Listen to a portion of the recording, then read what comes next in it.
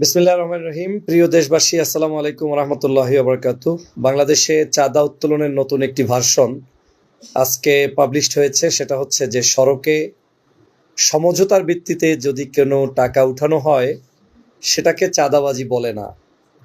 আপনারা জানেন যে বাংলাদেশের সবচাইতে বড় ধরনের একটি টাকা পয়সার খেলা, অবৈধ পথে যেখানে ইনকাম হয়, দখলদারিত্ব হয়, সেটা হচ্ছে বিভিন্ন ধরনের চাঁদাবাজি হয়। সেটা হচ্ছে বাস, ট্রাক, টেম্পো, বিভিন্ন জায়গায় কেউ অবৈধ পার্কিংয়ের নামে, কেউ জমি দখল করে বাস রাখার নামে, কেউ ট্রাক রাখার নামে, কেউ আপনার গাড়িতে যা ইচ্ছা তাই ভাড়া নির্ধারণ করে থাকে। মালিক পক্ষ যা ইচ্ছা সেইভাবে বিভিন্ন সময় কার্যক্রম করে এবং সেটা রাজনৈতিক ছত্রছায়ায় করে। আর আমাদের সেতুমন্ত্রী সাহেব আজকের বলছেন যে মালিক পক্ষ সমঝোতার ভিত্তিতে যেটা করেন ওইটা নাকি কোনো চাঁদা না, ওটা এক ধরনের সমঝোতার ভিত্তিতে খাওয়া জায়েজ, হালাল। তার মানে বোঝা যাচ্ছে যে তারা এই ধরনের যে চাঁদাবাজি চলছে, মানুষের উপরে জুলুম অত্যাচার চলছে, সেটা বন্ধ করতে চায় না।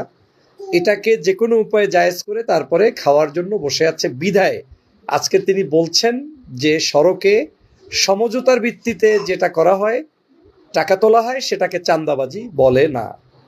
তাহলে চাঁদাবাজিটা আসলে কি? চাঁদাবাজিটা তাহলে হচ্ছে কোথায়?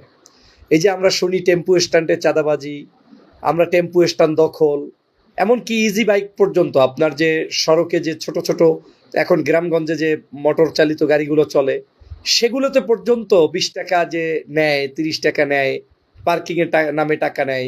এই টাকাগুলো তাহলে চাঁদাবাজি নয় এবং এগুলো তারা দিতে অভ্যস্ত থাকবে। কে কার সাথে সমঝোতার ভিত্তিতে টাকা তোলার রাইট রাখেন? কেন তিনি সেই টাকাটা তুলবেন? সমঝোতার ভিত্তিতে আবার টাকা খাওয়ার বৈধ পন্থাটা কি? এটা তো কোনো বক্তব্য হতে পারে না। বৈধ পন্থা হচ্ছে সরকারের নির্দেশিত নিয়ম মোতাবেক, আইন মোতাবেক বাস মালিক সমিতি সেটাকে ফলো করবেন, যাত্রীরা সেই ভাড়া দিবেন। সরকারের কাছ থেকে প্রাপ্ত সুযোগ সুবিধার ভিত্তিতে আপনি যেখানে যেই অবস্থায় আমাদের এই রাষ্ট্রের কাঠামোটাকে দাঁড় করাবেন সেটাকে সুন্দরভাবে ম্যানেজ করে তারা সেটার সাথে অ্যাডজাস্টমেন্ট করবেন। কিন্তু সড়কে চাঁদা উঠাবেন, কিন্তু এখন নাম দিয়ে দিলেন সমঝোতার ভিত্তিতে চাঁদা। এইটাকে আমি মনে করি, আমার কাছে চরমভাবে মনে হয়েছে যে এটা এক ধরনের নতুন করে চাঁদা খাওয়ার একটা কলাকৌশল এবং এই চাঁদাটা বন্ধ হবে সেই আশাটা আর হচ্ছে না। যদি মন্ত্রীর পক্ষ থেকে, একদিন বয়স হয়নি যে মন্ত্রীর, সেখান থেকেই যদি এরকম সড়কে চাঁদা খাওয়ার চিন্তা থেকে থাকে তাহলে বুঝতে হবে বাকি দিনগুলো কেমন যাবে। সূর্য উদয় হলেই বোঝা যায় দিনটা কেমন যাবে। আজকের বাংলাদেশের সূর্য উদয়টা চাঁদাটাকে হালাল করার জন্য তিনি যেভাবে বক্তব্য দিলেন, এখান থেকেই মনে হচ্ছে এই মন্ত্রণালয়ের টাকাগুলো, পয়সাগুলো, চাঁদাগুলো কোথায় যাবে।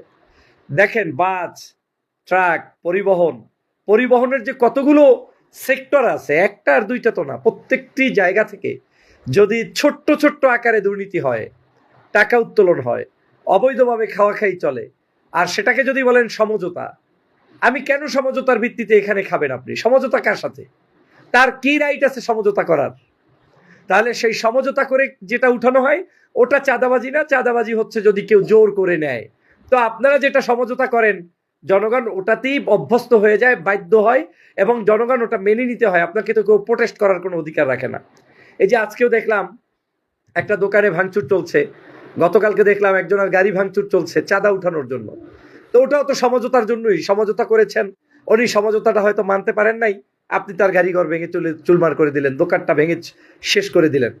আমি সে কারণে বলছি যে আজকের এইভাবে করে আমাদের দেশের যে বর্তমান পরিস্থিতি চলমান রয়েছে, এই চলমান দিয়ে দেশের আসলে কোনো আমূল পরিবর্তন হবে না। সংস্কার সংস্কার করে যারা জীবন দিয়েছেন ও জীবনই দিয়েছেন, কিন্তু বাস্তবতায় এই দেশের সেই সংস্কার বাস্তবায়নের মতো পরিবেশ এবং সুন্দর কোনো জিনিস এখানে তৈরি হয়নি। এখানে যদি আমূল পরিবর্তন করতে হয় তাহলে আমাদের মানুষেরই পরিবর্তন করতে হবে এবং মানুষকেই জেগে উঠতে হবে। আপনি চাইলেই আপনার মতো করে যা করবেন সেটা হবে না। আপনাদেরকে জনগণদের জন্য, জনবান্ধব কাজের জন্য সবাইকে এগিয়ে আসতে হবে। দুর্নীতি শুধুমাত্র মুখে মুখে বন্ধ করলে হবে না, দুর্নীতির সংজ্ঞা আগে নিজেদেরকে জেনে কোন কোন সেক্টরে দুর্নীতি হয় সেটাকে বন্ধ করতে হবে। এখন যদি আপনি মনে করেন যে ইজি বাইকে মাত্র 20 টাকা, তো 20 টাকা তো খেতেই পারে, হ্যাঁ আপনি 20 টাকা খাবেন, কিন্তু এই 20 টাকা খাবেন মানে কি আপনি এক জায়গায় 20 টাকা খাচ্ছেন না, হাজার হাজার জায়গায় আপনি 20 টাকা খাচ্ছেন। আপনি রাস্তায় ট্রাক শ্রমিক পরিবহনের এই যে টাকাগুলো যায় কোথায়? এই টাকাগুলোর একটা পার্সেন্টেজ চলে যায় উপরে। এই টাকাগুলো আপনারা অবৈধভাবে যে ধরেন জমি দখল করে একটা স্ট্যান্ড বানান, সেখানে টাকাগুলো যায় কোথায়?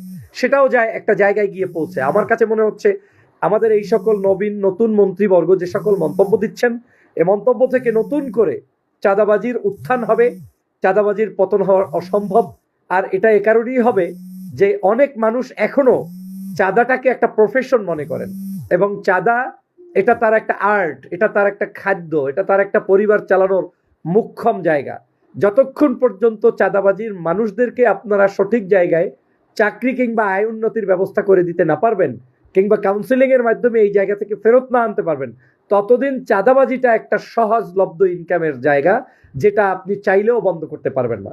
এবং সে কারণেই হয়তো এই মন্ত্রী সাহেবের বক্তব্য হয়েছে যে সমঝোতার ভিত্তিতে যেটা খাওয়া হয় ওটা হালাল। উনি ইনিয়ে বিনিয়ে অনেক সুন্দর করে বলার চেষ্টা করেছেন, পাশ থেকে কে জানি একটু খোঁটা দিয়েছিল, তাকেও থামিয়ে দিয়ে তিনি বলার চেষ্টা করেছেন। তো আমি যেটা মনে করি, আজকের এইভাবে আমাদের চাঁদাবাজি হালাল করা হচ্ছে। এখন চাঁদাবাজির নতুন ফরম্যাট আমরা জানলাম যে সমঝোতার ভিত্তিতে যেটা খাওয়া হয় ওটা কোনো চাঁদাবাজি নয়। আসুন বন্ধুরা, তাহলে নতুন সংজ্ঞাটা জেনে আগামীর এই নতুন সংজ্ঞায় কতদিন জীবনযাপন করবেন সেটাই আপনারা সিদ্ধান্ত নিন।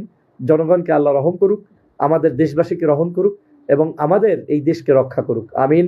আসসালামু আলাইকুম ওয়া রাহমাতুল্লাহ।